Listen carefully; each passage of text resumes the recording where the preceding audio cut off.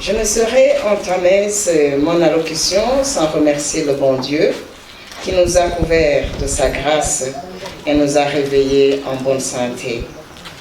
Qu'il soit loué éternellement. Je suis très honorée de m'exprimer en cette occasion où le monde entier célèbre la Journée mondiale de la liberté de la presse et voudrais, au nom des membres du Conseil national de la communication et à mon nom propre, présenter mes meilleures et sincères salutations à vous tous qui avez répondu positivement à ces cérémonies. Je vous souhaite à vous, chers professionnels des médias, une bonne fête qui nous offre une opportunité à nous mirer, à nous regarder en face en vue de nous évaluer le plus objectivement possible pour ensuite avancer. La journée qui nous réunit au 3 mai 2023 émane de notre volonté commune de nous remettre en cause pour mieux nous comprendre et nous projeter dans l'avenir en faveur d'une presse libre et indépendante. C'est également une occasion pour les hommes et les femmes des médias de s'exprimer en faveur de la liberté de la presse, garant du respect des autres droits de la personne humaine, comme le dit si bien le thème de cette année, la liberté d'expression, un moteur pour les autres libertés et droits de l'homme. Mesdames et messieurs, prenez besoin de rappeler que la mission principale du Conseil national de la communication est de réguler les médias, dans l'objectif de garantir au Burundi une presse libre, professionnelle, responsable et respectable. Je souligne respectable. Mesdames et messieurs, nul n'ignore que le Conseil national de la communication est l'organe constitutionnel de régulation des médias au Burundi. Notre mission est essentiellement de garantir une presse professionnelle et indépendante, l'accès aux sources d'information, l'accès libre et équitable des partis politiques, des syndicats, des associations et des citoyens aux moyens, tant publics que privés, d'information et de communication. L'utilisation rationnelle et équitable des médias, tant publics et privés, ainsi que le bon fonctionnement des médias avec respect des engagements contenus dans leur cahier des charges. Bien évidemment, il est regrettable que les organisations des professionnels des médias, OPM, n'aient toujours pas réussi à redynamiser l'organe d'autorégulation des médias. Ce rôle était joué par l'Observatoire de la presse au Burundi, OPEB, qui était considéré comme un tribunal des pairs, mais ne fonctionne plus depuis 2015.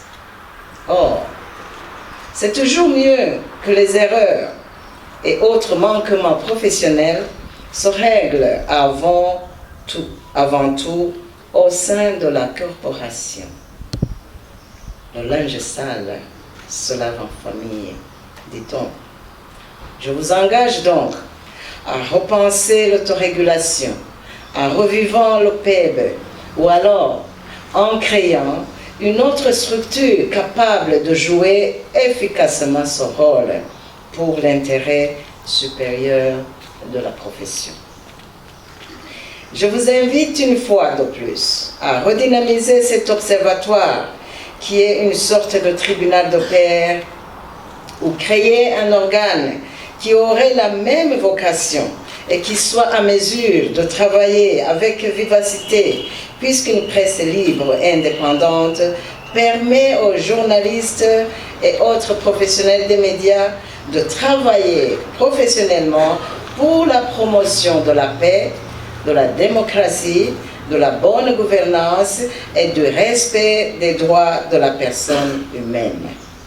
C'est d'ailleurs la raison pour laquelle le thème de cette année lie la liberté d'expression aux autres libertés et droits humains.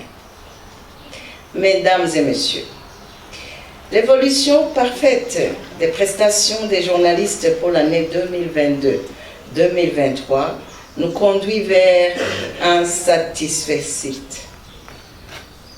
La majorité des organes de presse ont fourni des efforts pour se conformer à la loi et pour privilégier l'intérêt général. Des progrès remarquables ont été notés chez certains organes de presse. Toutefois, il y a encore des organes de presse qui ont encore des difficultés à mettre en avant l'intérêt général.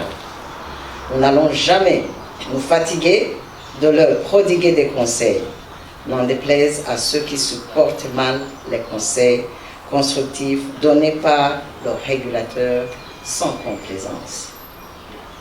Notre volonté de toujours bien accompagner les médias a toujours visé la perfection. C'est en outre traduite par la suppression des playlists des médias, de 31 chansons qui plaignent de mots honteux, qui font l'apologie de l'adultère et du vagabondage sexuel. L'article 62, alinéa F de la loi sur la presse, a été à maintes reprises violé et nous avons agi pour préserver la moralité des bonnes mœurs.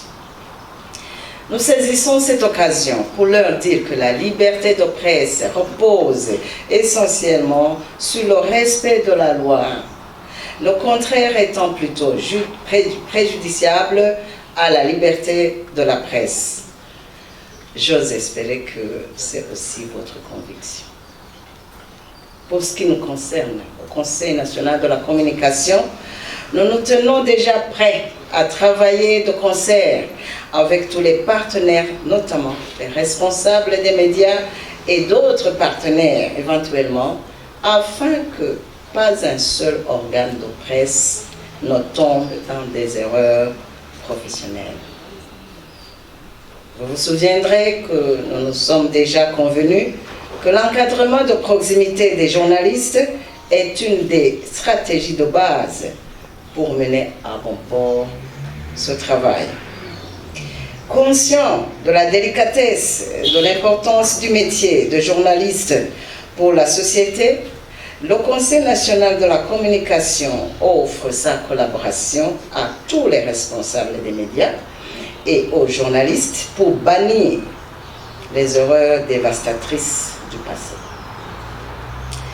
Je ne saurais clôturer mon propos sans vous annoncer que le Conseil national de la communication organise cette année, et comme à l'accoutumée, un concours Prix Média 2023. C'est une occasion pour le Conseil de décerner ce prix aux meilleures productions médiatiques sous le thème « L'affiliation des employeurs aux institutions de la sécurité sociale au Burundi ». L'objectif poursuivi est de reconnaître et promouvoir le rôle essentiel et incontournable des médias dans la société. Pour cela, je vous invite à vous mettre au service de la vérité qui sert la vie et rien que cela. Vive une presse libre et responsable et je vous remercie de votre attention.